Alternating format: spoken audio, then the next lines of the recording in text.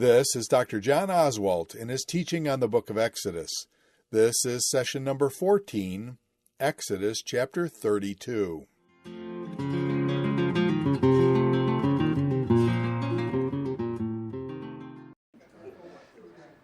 Okay, for those of you with poor hearing, we're not meeting next Monday. And on that last Monday night, we'll cover some of the issues that we didn't cover last week in regard to the tabernacle and the priesthood and so forth. So if we didn't cover all those questions, which we did not, we'll try to pick up on some of them as we come along. As I said at the outset of this section, we have this interesting kind of sandwich. We have 25 to 31, the instructions for the tabernacle and the priesthood. And then we have chapters 35 to 40, the report of the building of the tabernacle. Almost the same language, just a different verb tense. You shall and Moses did. In between, then, is this very significant section, chapters 32 to 34, the golden calf.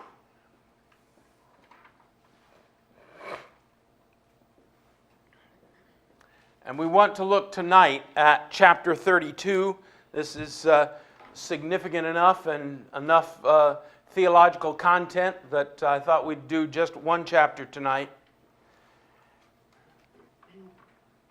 Because this is so significant in terms of the lessons being taught here.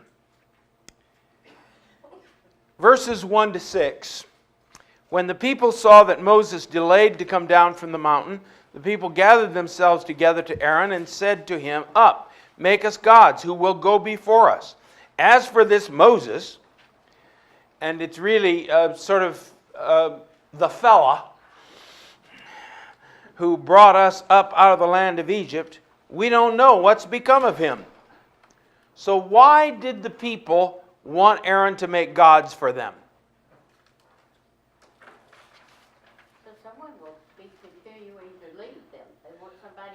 All right. And why, what's their concern?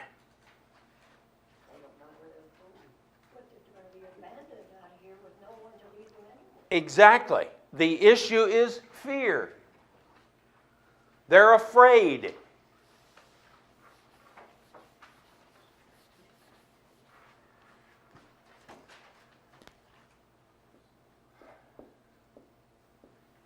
This was the problem in the garden.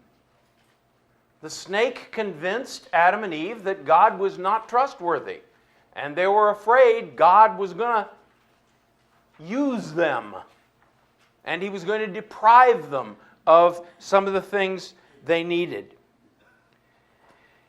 So, do they have reason to be afraid? How long has Moses been on the mountain? 40 days. How long can a person survive without water? Normally not that long. 8 days if you're lucky. You can survive. Some of you are old enough to remember the 2 or 3 Irish hunger strikers who starved themselves in the early 70s, I think it was. 55 days you can make it without food. But 8 days without water. He's been up there 40 days. There's no water on that mountain in that firestorm. So their fear is not just ungrounded. We don't know what happened to this Moses. And who is he, according to verse 1? This Moses who brought us out. There's their failure, isn't it? Moses brought us out of Egypt, and Moses is obviously dead up there on that mountain. Therefore, we're in terrible trouble. What should they have thought? God brought them out, and whatever happens to Moses, God is still around. So on the one hand, yes, if Moses was the one who brought them out, then their fear had some grounds. But if God brought them out, then whatever happened to Moses, they don't need to be afraid. Okay. How is this attitude the opposite of trust?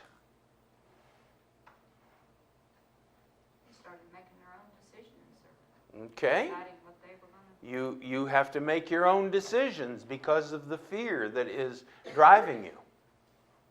When you trust, you have answers to give yourself. Okay? Okay? Fear, no foundation. Trust, there is a foundation. What else does fear say? It makes you make mistakes, I think, when you're afraid. Yeah. Yeah. You're not thinking clearly. You're driven by your fear. Trust then says, I don't know how God is going to work this out, but I believe He is, and therefore I don't have to rush into this or that or the other solution. Fear tends to make us grab whatever comes to hand that maybe will get me out of this mess. But yes? I was just going to ask, is part of this whole problem too with this fear have to do with the fact that they still are failing to remember Yes. Yes, absolutely. God's past faithfulness? Yes. Because Yes. if they remembered God's past faithfulness of what He had done before, then they shouldn't worry. They shouldn't have been afraid. And there's a sort of a chicken and egg thing. Fear makes us forget. And because we forget, we're afraid. And then you revert back to what was comfortable, Yes. Yes. what they trusted. Go back. Go back. All the way through, they're wanting to go back. They're afraid to look ahead into the unknown. They'd rather go back to the known, even if that means slavery. Well, and that goes back to they devoted to the pagan worldview of the many gods. They had forgotten to focus on the one, Yes. one God. Yes. And again, it has to be said, what's happening here is pretty shocking. As I said to you 2 or 3 weeks ago, everything they have learned in Egypt is wrong. There are not many gods, there's one God. God is not this world. He's outside of this world. God can't be manipulated. And you go right on down the list. And so again, we can't stand back and point too many fingers at them. They're in a very, as someone said, as Adam and Eve walked out of the garden, Eve said to Adam, I believe we're in a paradigm shift. Yeah. The Hebrew people were in a paradigm shift, a big one. And so we can understand a bit of their fear. It says that God on the mountain was certainly talking to Moses, but He also knew they needed Moses there. If God knew this, was He in some way trying to get them to be a little bit on their own and trust Him instead of having to have Moses? I think that's a very fair assumption. I think because we can say why God surely could have given these instructions. We can read them in 5 chapters in about 45 minutes. You don't need 40 days for it, do you? But that's exactly it. I think that's a very fair assumption that God is doing this on purpose, that He's depriving them of some of what they think of as their necessary support, precisely to try to bring them to the place where they'll stop depending on the fallible and depend on the infallible. Of course, the tablets weren't made on a computer. Presumably not. Require a little bit of time. Presumably they were not. Yes. What's the significance in the 40 days? That's used so many times throughout the Bible. Yes. It's 40 years is a generation. So it's a complete cycle, if you will. And 40 days then is seen as a complete cycle of time, whatever cycle you're talking about. Yes, 3, 7, 10, 12, and 40 are the sort of the sacred numbers of the Bible. Okay, let's move on. Now, at the very moment when the people are saying, make us gods who will lead us, who will go before us, what is God doing on the mountain? He's talking to Moses, and what is He giving Moses? The instructions. He's already given the 10 Commandments. He's going to put them on stone, but they've already been given. And what is the tabernacle? What things does the tabernacle provide and represent? All right, fellowship. The presence of God. And the visible presence. Here is something tangible that represents God's presence with them.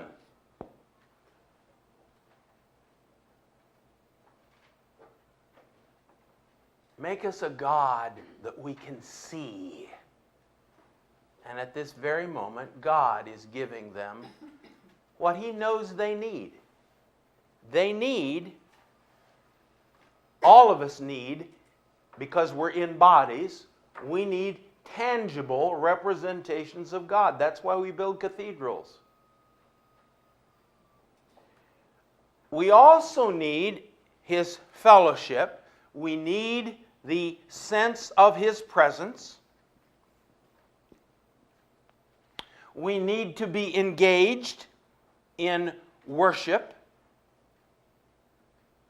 And we need to have some focus for our worship.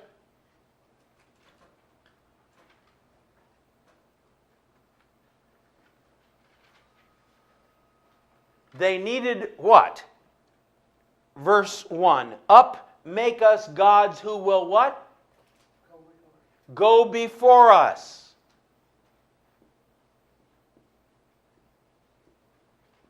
How did the tabernacle provide guidance? There was a priest there, that way. There was a priest there, yes. But guidance on the journey. Talking about the cloud, the pillar of cloud? Precisely. The pillar of cloud that is over the tabernacle. And when the pillar moves, you pack up the tabernacle and move it to go along with it. And when the pillar stops, you unpack the tabernacle and set it up, and there you stay till the pillar moves. So God knows what they need. And the irony is, at this very moment, God is giving them what they need. What else did the tabernacle provide that we humans need?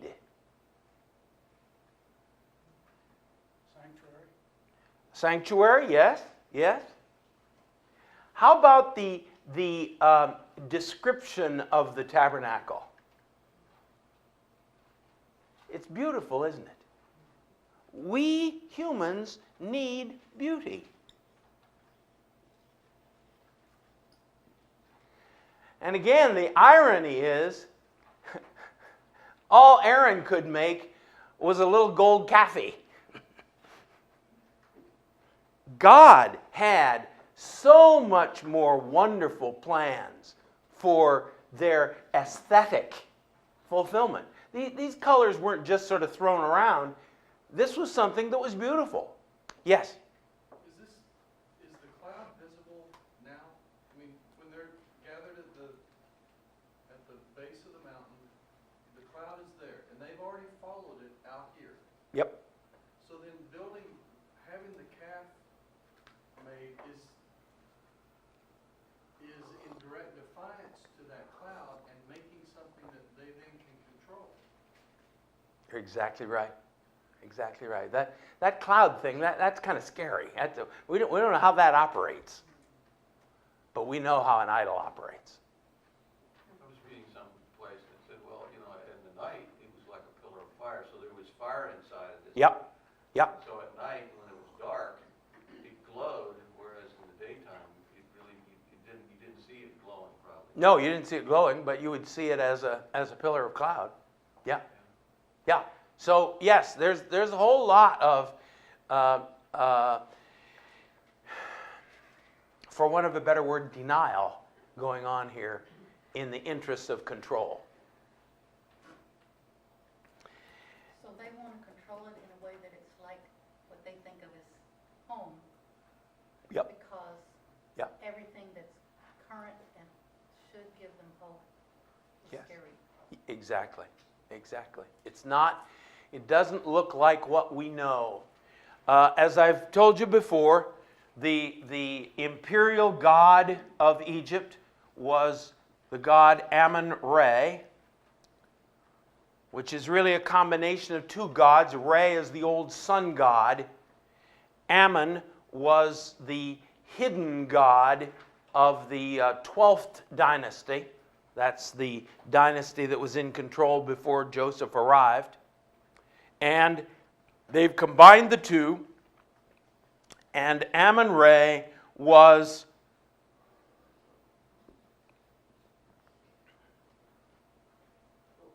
typified by the bull.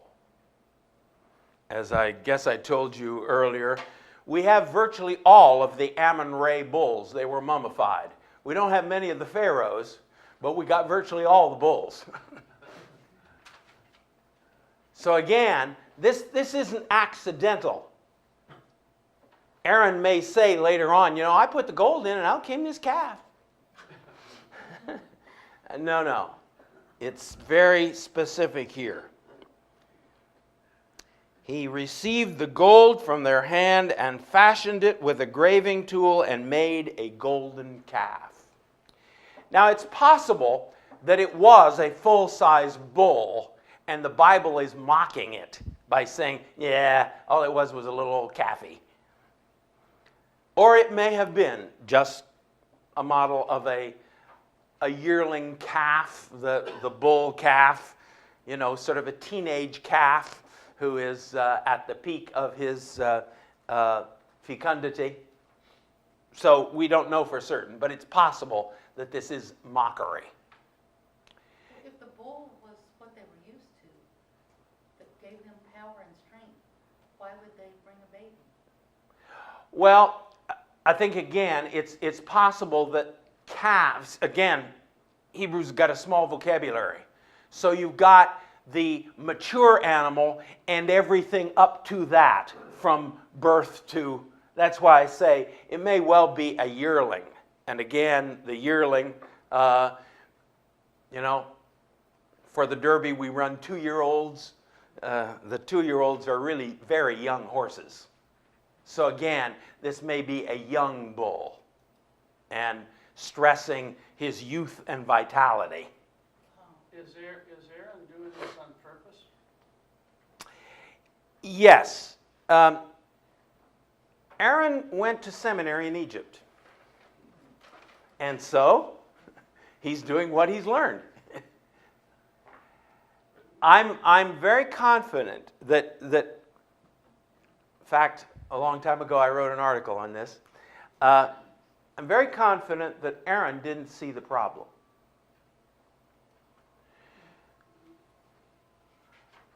Because you can find, and again, I wrote my doctoral dissertation in this area, you can find in Egyptian hymns and prayers statements like, Ammon is the one God without another.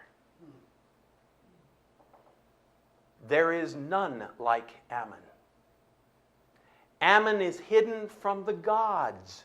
They do not know his name. And he's the bull at the same time. The pagan worldview can imagine oneness just so long as it's never separated from manyness. So, I'm confident that Aaron did not see the problem. Moses is up there worshiping the invisible Yahweh. I'm down here making a representation of the visible Yahweh. Well, I was thinking of if we're saying it was just a cafe, is he doing that on purpose? No, I think if it was a calf, it was a teenage bull. That's what we've got. He's a youthful bull at the very peak of his reproductive power. But let me pursue this a bit, because this is right at the point. Paganism can imagine that, of course, the gods are invisible. Of course, you can't see them. But that thing there, that and the invisible God are the same. There's no boundary between this visible thing that I've made and the invisible thing that it represents. What the Bible is saying is, oh, yes, there is. God is not this world, therefore you cannot represent him in the shape of anything in this world.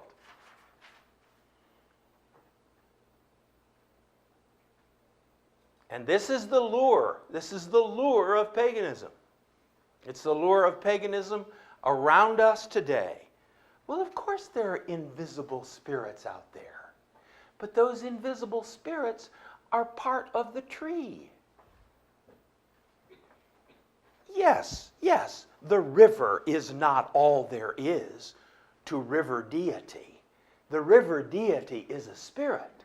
But this river is a part of the river spirit. They call it New Age.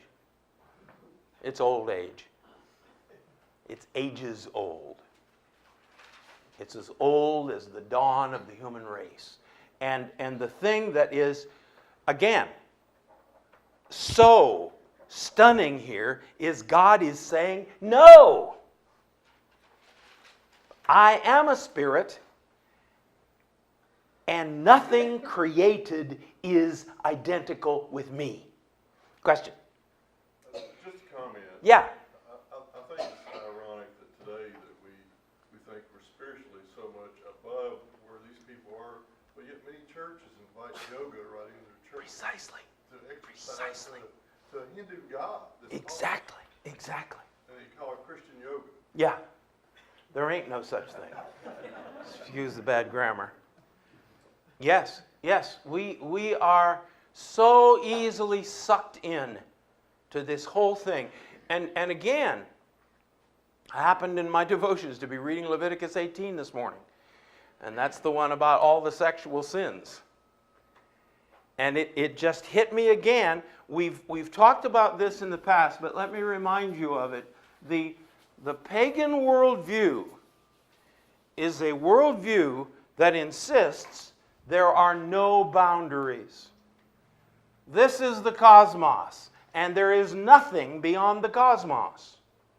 That's what Carl Sagan believed. He knows better now. He's dead.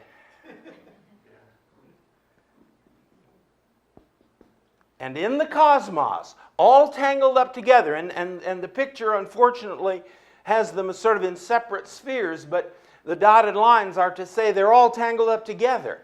There's the human sphere, there's the sphere of nature, and there's the sphere of the deity.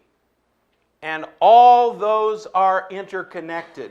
What I do, if I say the words right, the gods have to do. And if the gods do it, then the world of nature will do it. And I will get what I want. But there's one thing that cannot happen. There cannot be boundaries. There cannot be a boundary between me and nature. There cannot be a boundary between me and the gods. There cannot be a boundary between the gods and nature. If it is, then my rituals won't work.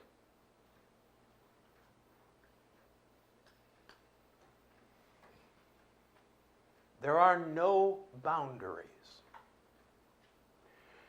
Now that Leviticus 18, it says, don't do what the Canaanites do. And then,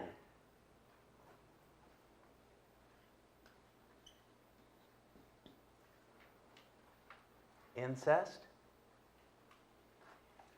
bestiality,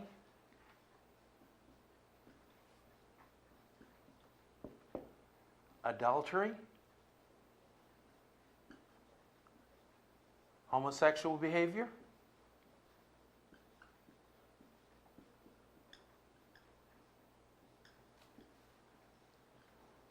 don't do what they do. Why did they practice these things? They practiced them for religious reasons. They practiced them in their religion, but they practiced them outside of their religion for religious reasons. That is, there are no boundaries. There's no boundary between me and my daughter. There's no boundary between me and my mother. There's no boundary between my wife and your wife. There's no boundary between me and the animal. There's no boundary between me and another male. There are no boundaries. Now you listen to what's going on in our society, and what you're hearing is that. Nobody's going to tell me how to use my sexuality. There are no boundaries. This book, this nasty, disgusting old book, this says, Oswalt, there is a boundary. I built it into the world. You can't have sex with your daughter. There's a boundary between you as parent and her as child. Because the biblical worldview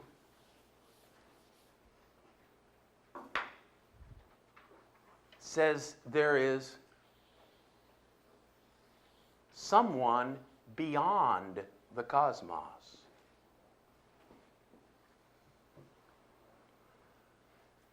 And it is impossible for me to go up into heaven and bring him down. Remember that biblical text?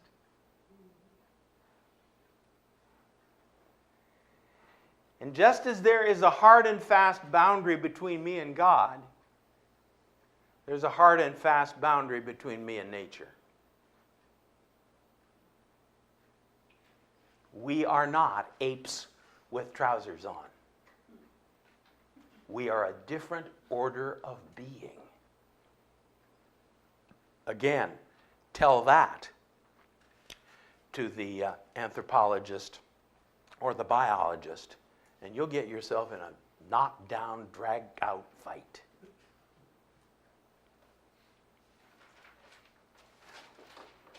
Now the good news is, the boundary is one way permeable, because God, bless his name, can break in upon us anywhere and anyhow he chooses. So there really is a paradigm shift going on here. And Aaron, I'm confident, Aaron really was confused when Moses said, "What did they do to you? I mean, did they pull your fingernails out? Did they burn you with cigarette butts? I mean, what did they do to you?" And Aaron says, "Hey, it's not my fault. I'm just doing what I mean, what's the problem, Moses?" And Moses says, "You still don't get it, do you? God is holy."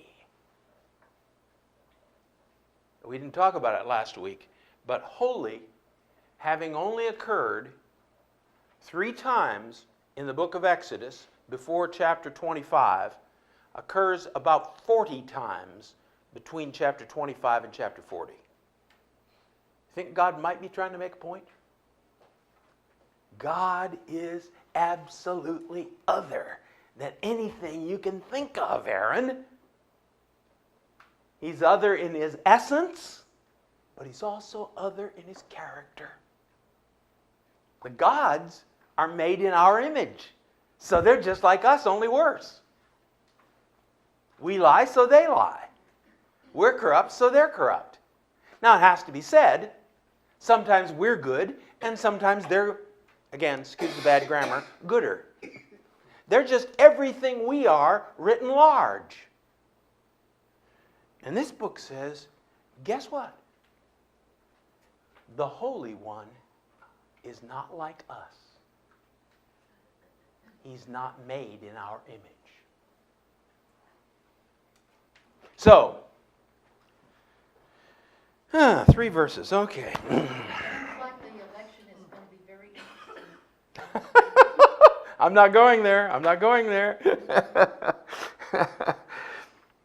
we won't have to till then. How involved were the people in this process?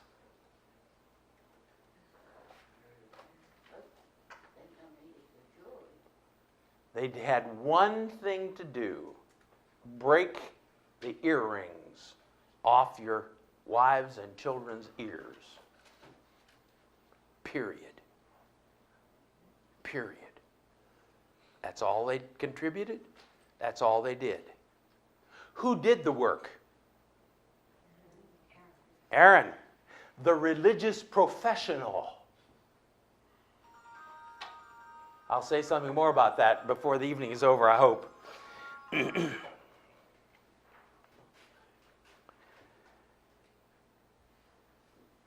When we refuse to wait on God, what happens? We get in a mess, yes. Number 1, the creation is exalted.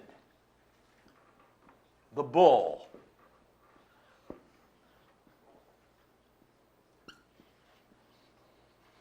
Resources are misused.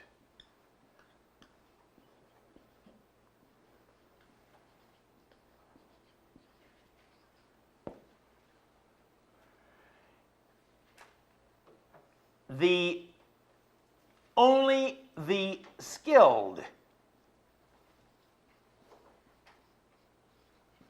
are valued.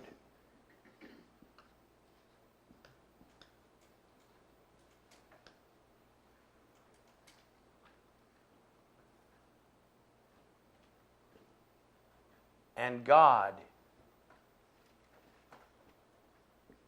is driven away.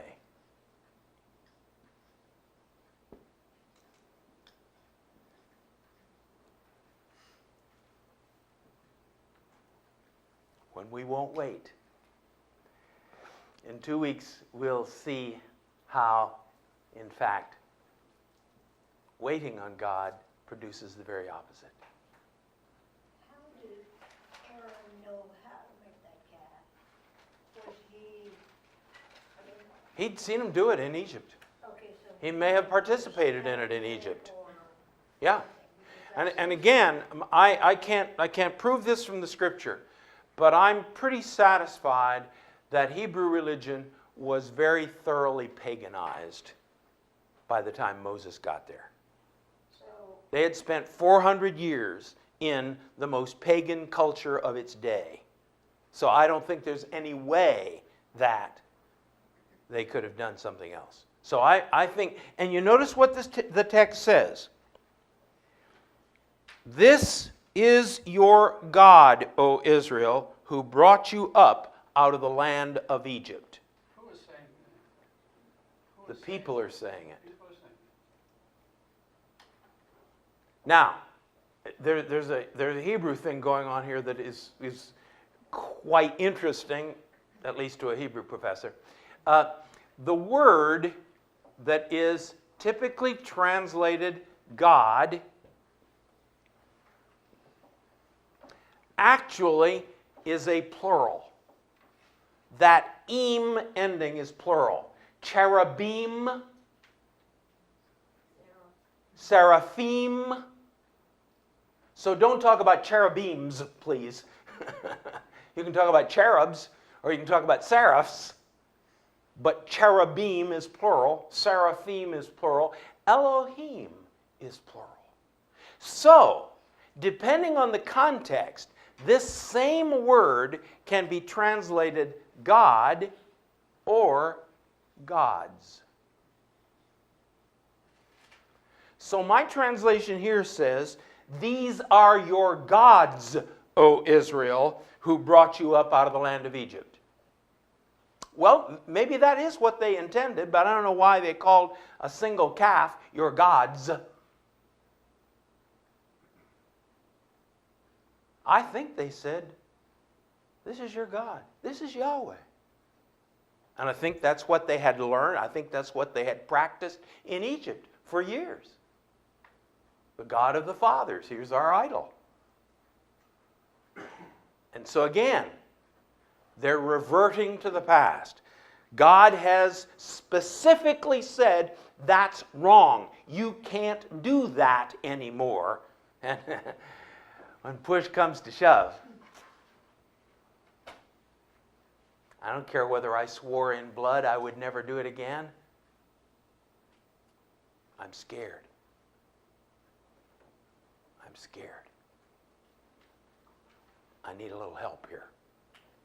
Who do you think was saying that? All the people. All the people? Yeah. it says they, but are they? He received the gold from their hand and fashioned it with a graving tool and made a golden calf, and they said. So he is Aaron, they is the people. So Aaron makes this thing, and the people say, "Woo! Behold your God, Israel, who led you forth from the land of Egypt." It doesn't say Aaron said it. And it's fascinating to me that, verse 5, when Aaron saw this, he made an altar. Sounds a little bit like King Saul. Oh, the people wanted to do this, Samuel. So I said, okay.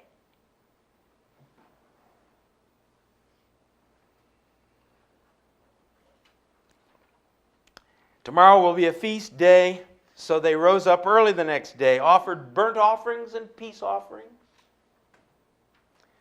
And the people sat down to eat and drink and rose up to play. As I say in the background note, they were not playing volleyball. Play in Hebrew is one of those rare words that fits exactly the English connotations. It can mean to torment. The cat played with the mouse, and the cat had a whole lot more fun than the mouse did. It can mean recreation, or it can mean foreplay. And it's the latter here. What was the last one, sorry? Foreplay. And the Hebrew word has those same three connotations, just like the English word play has. That's very rare. Usually it's an approximation. But in this case, no. What was the first one? Torment. Torment. Torment, okay. to play with somebody, to torment them. Yes? Can I ask a really quick question? With the whole idea of Elohim and gods, is there any possibility that the people are also viewing the calf as Amun-Re? Yes? And maybe Yes? that's what the gods come from the whole idea? Yeah, and again, I think we've just got syncretism going full blast here. Is it Amun-Re? Yes. Is it Yahweh? Yes. Is it the gods? Yes. Is it God? Yes. And again, no boundaries. We who've been raised on the Bible, we think in categories. This is not that. Paganism says, no, you can't do that. Everything is the equal of everything else. There are no boundaries. This has to do with how we think today. No, no, no. You can't say this is so and that's not so. Everything is so some of the time. And for those of us who are over the age of 60, it's very difficult for us to even imagine that people think that way, but they do. Our teenagers, all of them think that way. Nothing is absolutely. A different thing will be in style to say. Nothing. Nothing is absolutely so. And nothing is absolutely not so. No, absolutely. Exactly. Exactly. And as I've said before, except when you jump off a tall building. It's pretty absolute that you'll go down. Isn't the paganism root is from Genesis 6 to that's when it started? Yeah, the very way we form the thoughts of our minds is only corrupt all the time. That's about as absolute a statement as you can find. And there it is. There it is. The very way we think has to be transformed. And this is what Paul is talking about in Romans 12:1. Be transformed by the renewing of your mind, thinking a different way. And that's the challenge. Again, it's a mark of my approaching senility. But I'll say it anyway. I truly believe that if human society is here in 200 years, they will mark the corruption of the church to the coming of television. The world got in amongst us, and we invited it in. And watch that stuff on an average of 7 hours a day, which is what is true for America. Which means a bunch of people are watching it 17 hours a day. Because I don't watch it 1 hour a day. That's So, not to include all the video games, too, that have the same message in them that teenagers play with another 7 hours a day. yeah. So it's here. And the challenge that you who are younger have is, how in the world can you raise your children with a Christian, biblical worldview when they're bombarded with the other one? Start early. And go late. Yes. Okay. Yes. If this situation now is it's in a mess, we would say. Yep. But actually, wouldn't they think they were having a wonderful time? Oh, absolutely. So. Absolutely. God actually through Moses has a tremendous thing now to put back. I mean, he's lost what he's gained in this point. Yeah. I mean, they're having a great time. Yeah. And the sexual behavior is religious behavior. The gods are sexual, and the gods act sexually, and so when we, in the context of religion, act sexually, we are participating with the gods. So this is not just having fun. It's having fun with religious significance. make love, not war. Okay, so verses 7 to 14.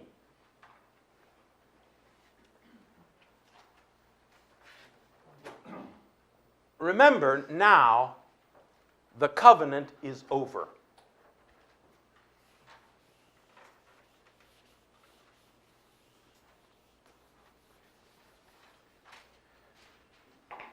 The covenant closes with, if you do these things, you will be blessed. If you keep the covenant, you will be blessed. If you break the covenant, you will be cursed.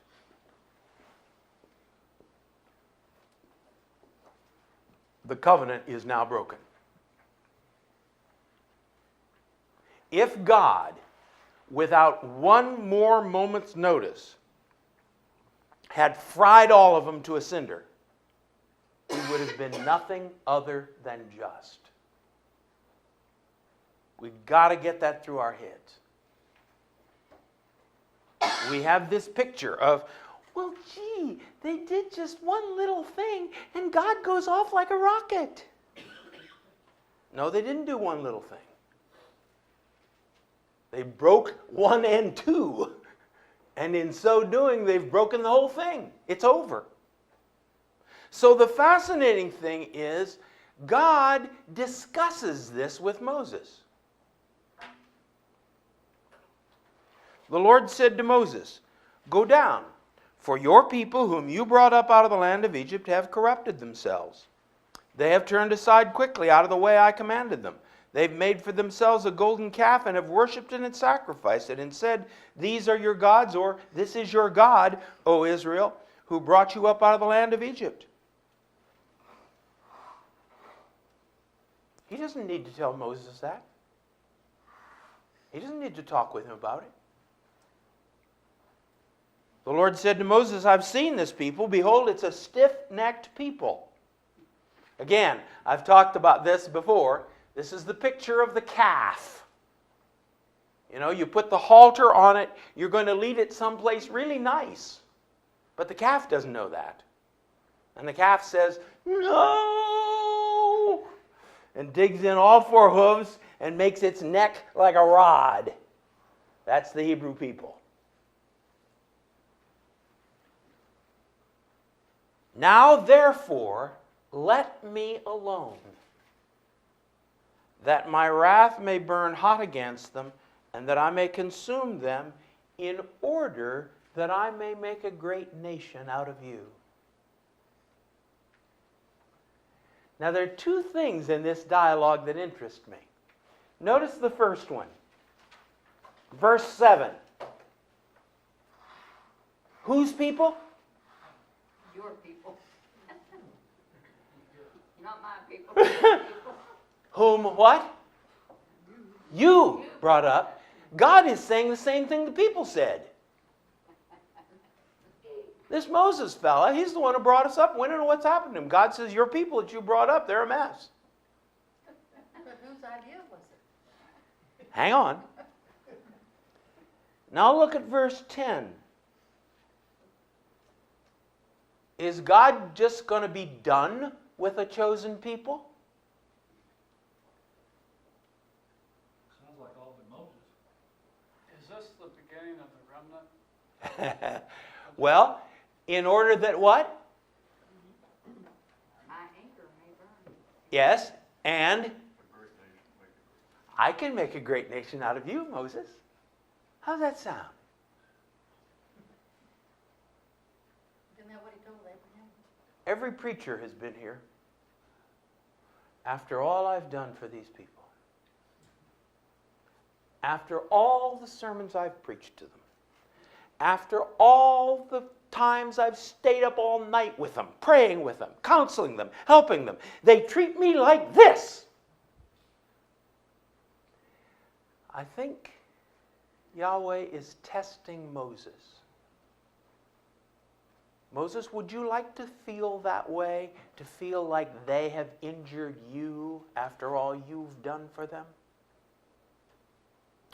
And would you like it to go down in the books of history, not the children of Israel, but the children of Moses. That has a nice ring to it, don't you think, Moses? So Moses, if you'll just get out of my way, I'll go down and give them what they've got coming to them. Get out of his way? You mean, Yahweh, if I don't get out of your way, you won't do what you should?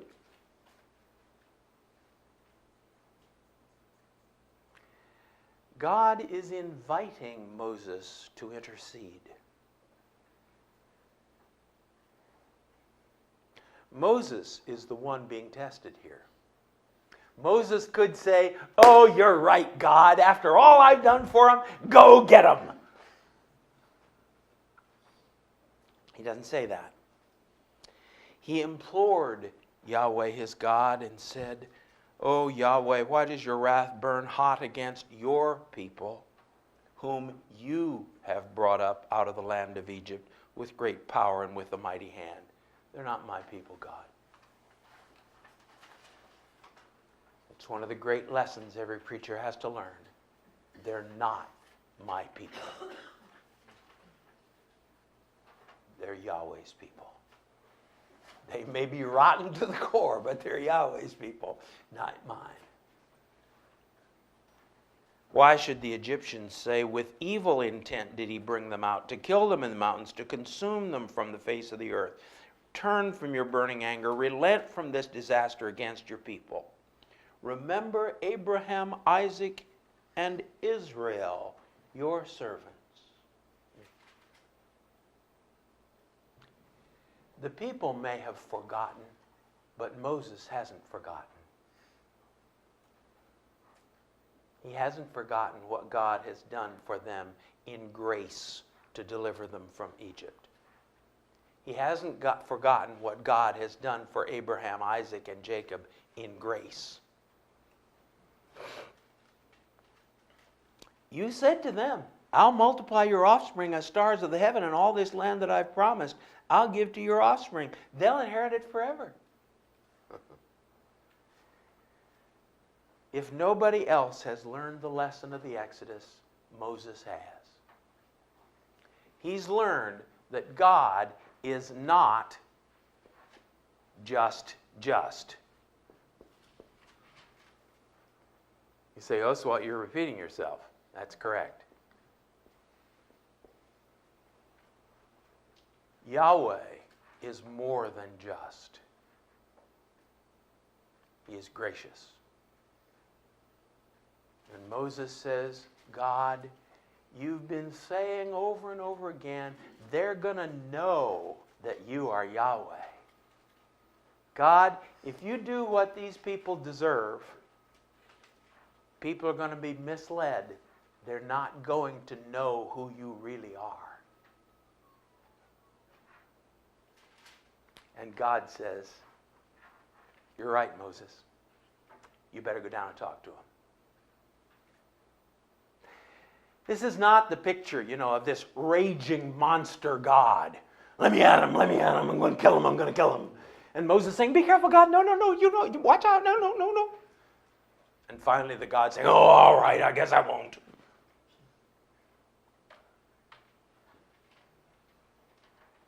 What do you think, Moses? Are they your people? And are they in a mess? Would you like me to make a new people for you?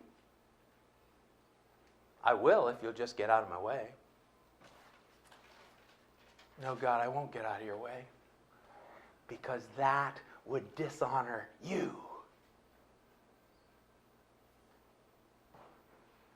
The world would end up with a misunderstanding of who you really are. I'm not going to do that, God. And God says, "You're right. Go down and talk to him." Well, Moses goes down.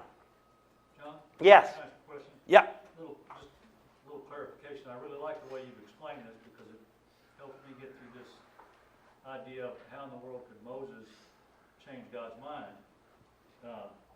and this is the trouble I have not being a biblical scholar, because my Bible says, so the Lord relented from the harm which he would do to his people. So I go down to my helps at the bottom, and it defines relented better, was sorry. And it sounds like there that it says God was sorry that he got mad. But then it refers to Genesis 6:6, where it says God was sorry that he made these people, and he did destroy everybody then, with the exception of Noah and his family. So Yeah. he's not above doing. What's the difference? Okay, it is a Hebrew problem. The word means everything from to repent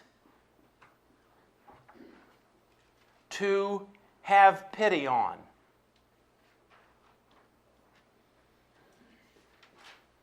In between, it means to relent,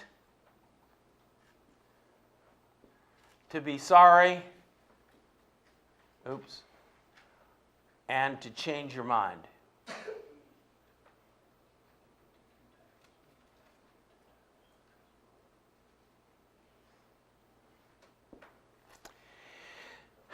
A classic example of this is Jonah.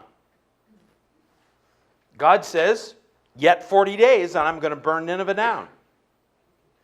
And Jonah said, goody, I'm going the other way. I'm not going to tell him that God's going to burn him down in 40 days.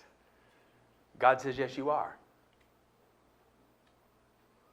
And after a little experience in the fish, Jonah said, yeah, I think I will. And he goes. Now, he does not. I read a lot of commentaries and Sunday school lessons and sermons which say Jonah called on them to repent. He did not. There's not a word of repentance. There's not a word of possible grace in Jonah's message. Jonah says, you're going to get burned down in 40 days, and I'm glad. And they repented anyhow. And God changed his mind. God was going to burn that city down. But the people genuinely repented, and God changed his mind. There's nothing there about repenting from moral evil. Nothing morally evil about burning Assyria down. In fact, it would have been morally righteous to burn them down. But they have repented. And God says, I'll be glad to change my mind. It's the same thing here. God says, hey, Moses, these people, they got it coming to them. I'm going to do it if you'll get out of my way. Moses says, no, I won't, God. God says, okay, that's good enough for me.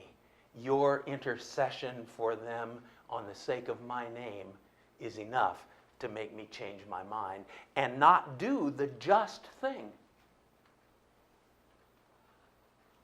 So, there's the problem. That the word has that huge range of meanings, and you got to sort of choose which one you're dealing with given the particular situation.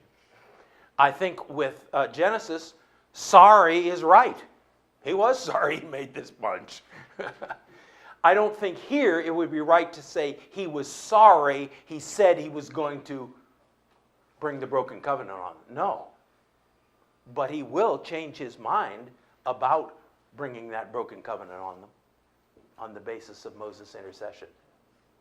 Does that help? Yeah, it helps a lot. Okay.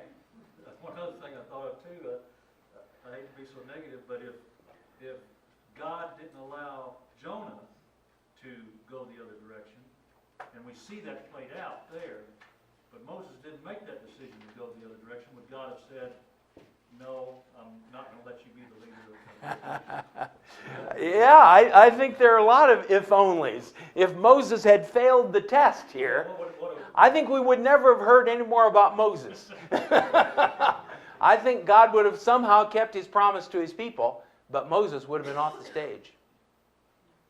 I think.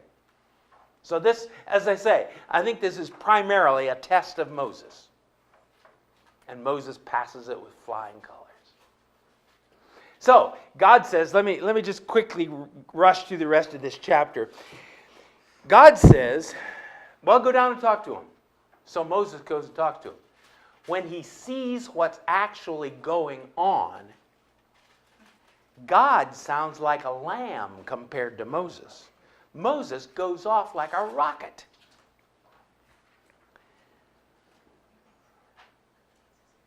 As soon as he came near the camp and saw the calf and the dancing, Moses' anger burned hot, and he threw the tablets out of his hands and broke them at the foot of the mountain. He took the calf they had made and burned it with fire and ground it to powder and scattered it on the water and made the people drink it. There's a guy who's mad.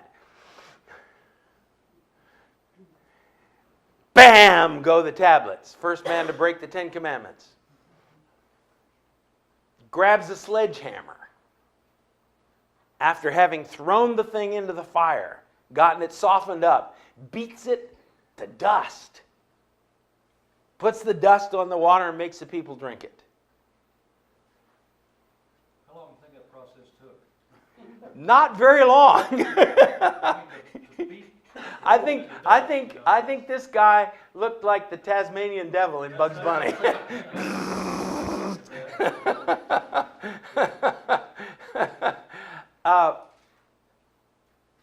He must have a good meal before he went. Yeah, right. A lot of energy, or at least an adrenaline rush. Why did he make the people drink it? To make the holy thing for them unclean. Nobody's ever going to use that gold to make an idol again.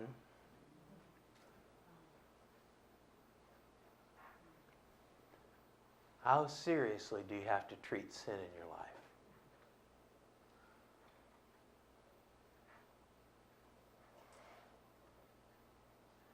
You dare not coddle it. You dare not make a place for it. You dare not explain it away. It is sin.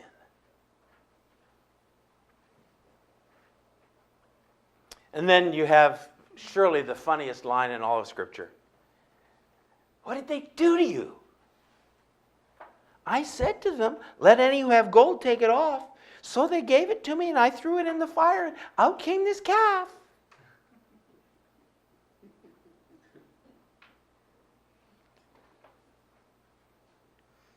It's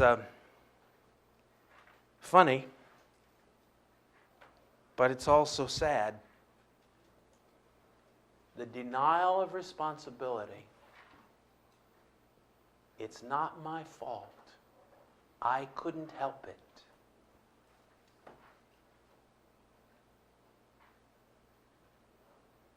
Deal with it radically or explain it away. Those are our choices. There's not really any middle ground when it comes to sin.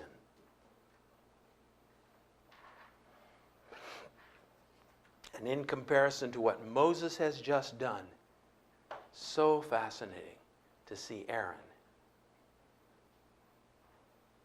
trying to explain it away, trying to deny his own responsibility. Well, Aaron's probably a little scared of Moses right now, too. Yeah, right.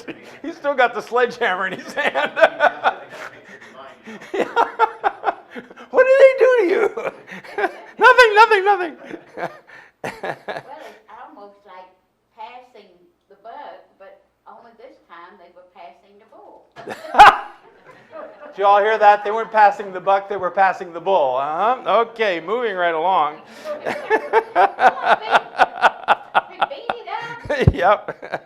Aaron said he said like they made me do it. Yep. That's what he said. Yep. What's scary or what I keep getting learning out here with Aaron is, he has walked with Moses from the very beginning. Yes. He has seen, God, he's seen this whole process. And why didn't he get it? Yes, and I don't have an answer for that. My tentative answer is in this case, and I can't answer for his eternal destiny by any means, but humanly speaking, God has chosen to use him, and therefore he remains in the position, rather like Saul. You know, David says, I'm not going to touch the Lord's anointed. The anointing of God is on this man, and therefore, in one sense, it seems as though that lasts a lifetime, even if the person abuses it. Now, as I say, I can't speak for the eternal destiny of either Saul or Aaron, but it's very interesting to me, so far as I can tell, and I have not made an exhaustive study, but I've made a fairly thorough one. I cannot find one place in the Bible where a purely complimentary thing is ever said about Aaron.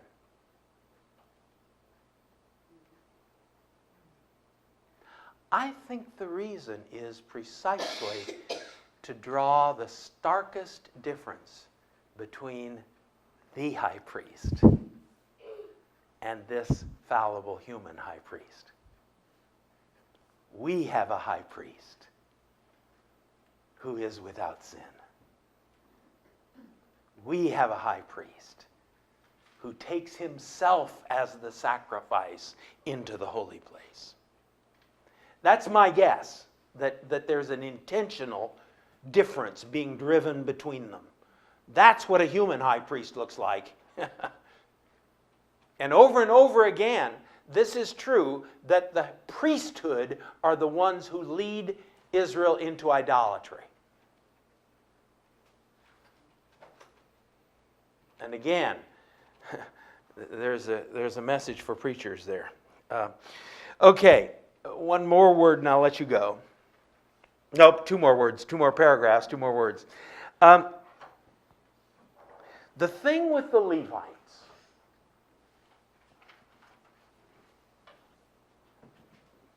it looks to me like from verse 29, Moses said, "Today you have been ordained for the service of the Lord, each one at the cost of his son and of his brother." And there were, how many? 3,000 men who fell. I think that is saying that the primary leaders of this apostasy were Levites.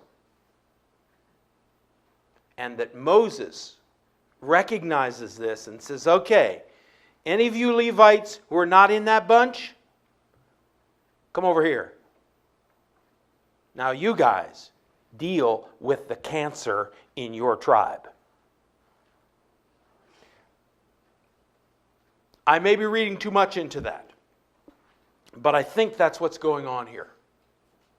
As I said, the Levites were the ones historically who led the people into idolatry. So again, this is talking about the extreme seriousness with which we have to treat sin. You don't mess with it. Then finally, Moses says, okay, you have sinned a great sin. This is verse 30. Now I will go up to the Lord. Perhaps I can make atonement for your sin. That worries me a little bit.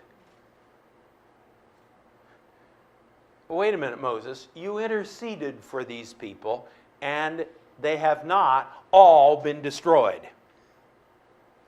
Now you're going to make atonement for them? You're going to cover their sin? And the word atonement, a lot of argument about this one. The basic meaning of the word is to cover. That's KPR. Those three consonants in Hebrew mean to cover. And there's a word play going on with the lid of the ark. It is called the Kipporet.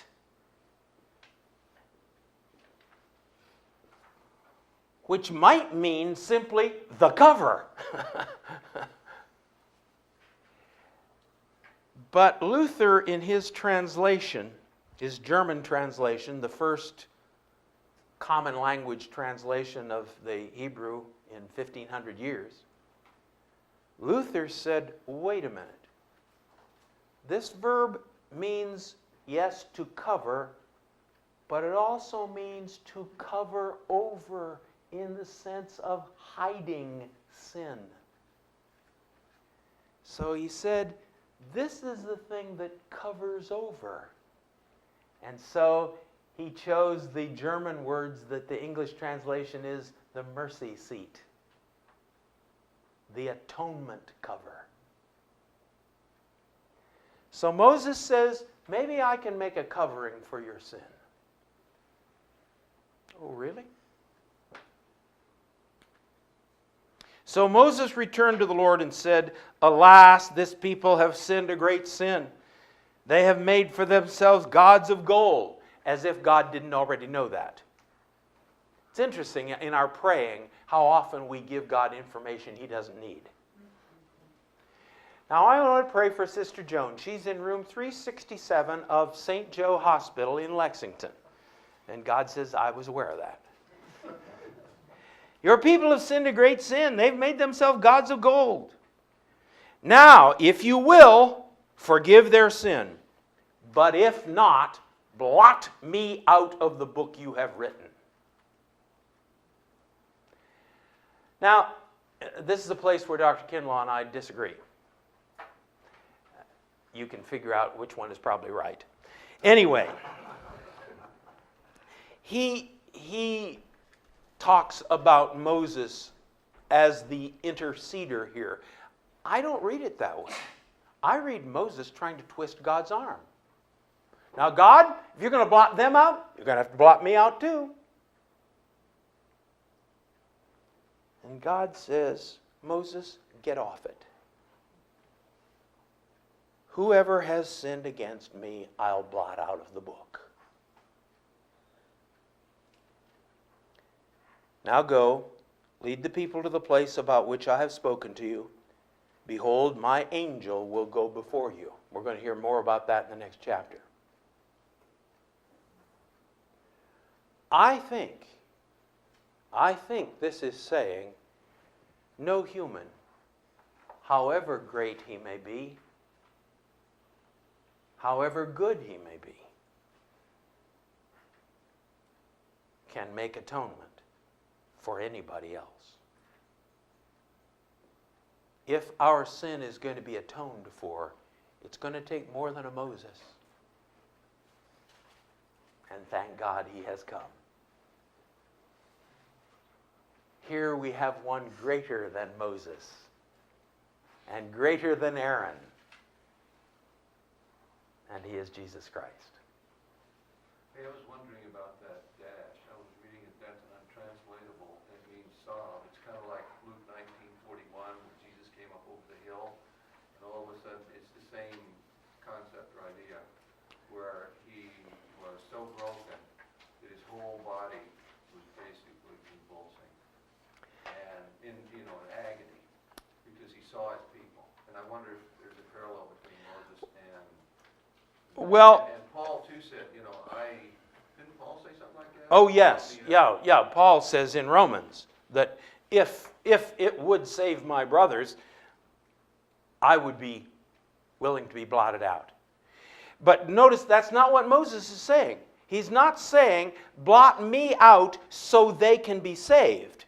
What he's saying is, if you're going to blot them out, you're going to have to blot me out too.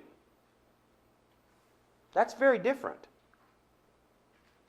He's not saying, take my life in place of theirs. He's saying, if you will, forgive their sins. But if not, please blot me out of the book you've written. If you're not going to forgive their sin and blot them out, therefore, then you're going to have to blot me out too. And God says, I'm going to blot out people who have sinned, Moses, not you. So, I'm pretty convinced that this is not about Moses offering himself in place of his people, but saying, God, if you're going to take the people, you're going to have to take me with them.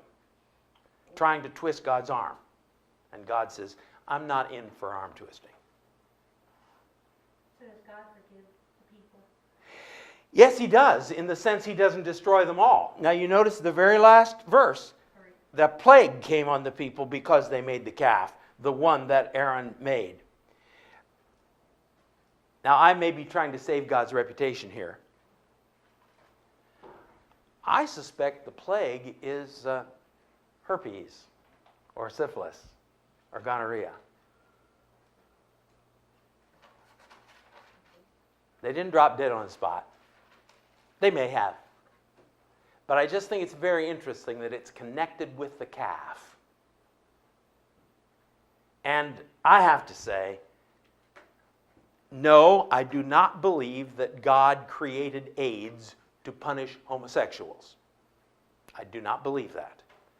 Neither do I believe that he created herpes to punish promiscuous people. I do, however, believe that he made the world so that when we're living the way we were designed, we will not experience certain diseases.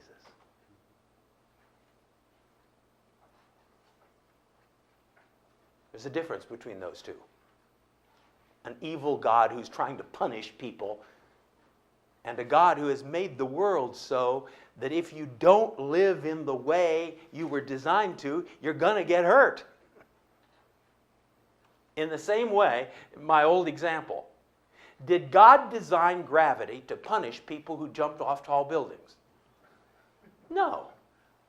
But if you do jump off tall buildings, bad things are going to happen to you.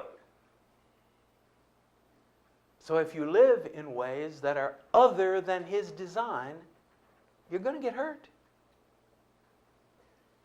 The principle that you just pointed out, is that part of what the fullness of the Amorites was involved with? Exactly. Exactly. So God was wiping them out to save self-destruction, so to speak. Yes. Yes. Yes. In a real sense. In a real sense. Will you touch just a minute, Dr. Oswalt, on the book and the blotting out for all the names?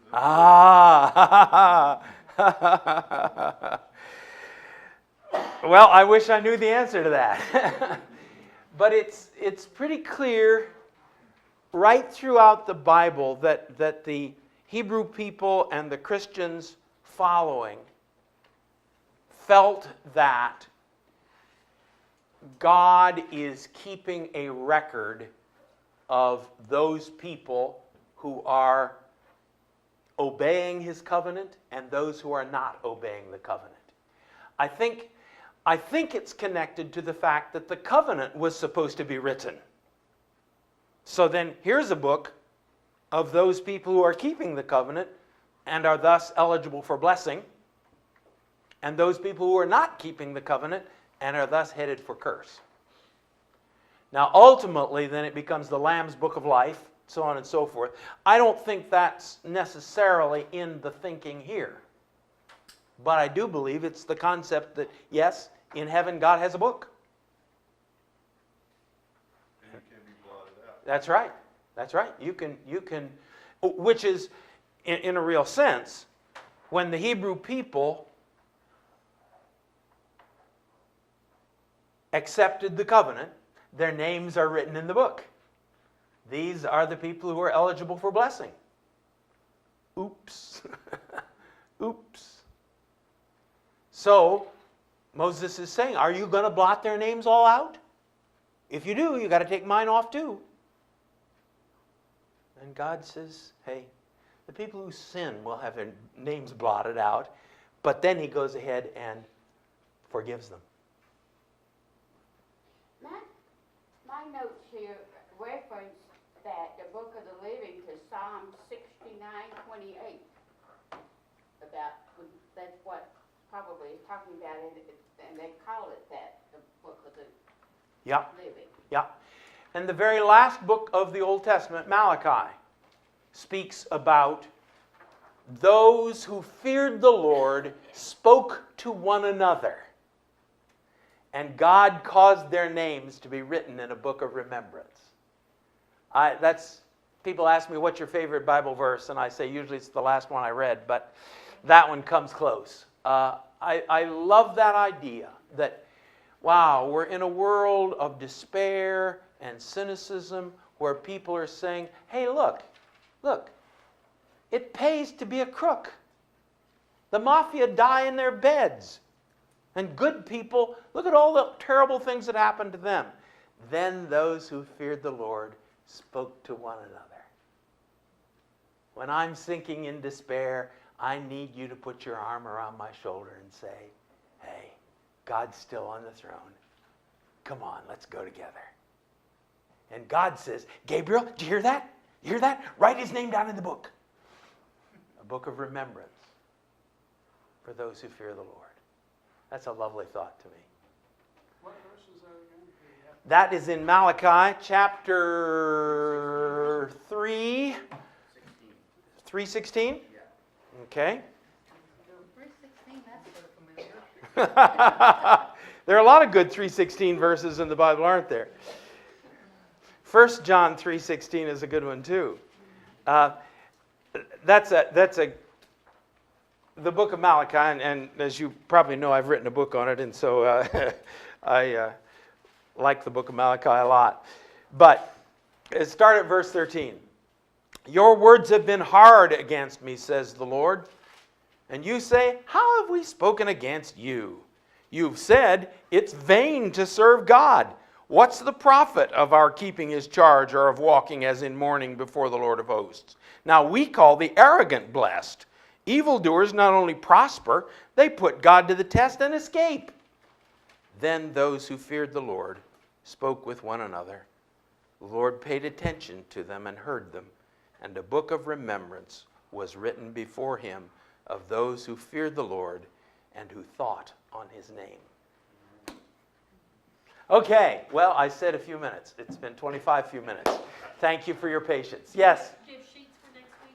Yes, they're right over there. Okay, not for next week, though, for 2 weeks. Yep. If you see any of the missing faithful, be sure to let them know.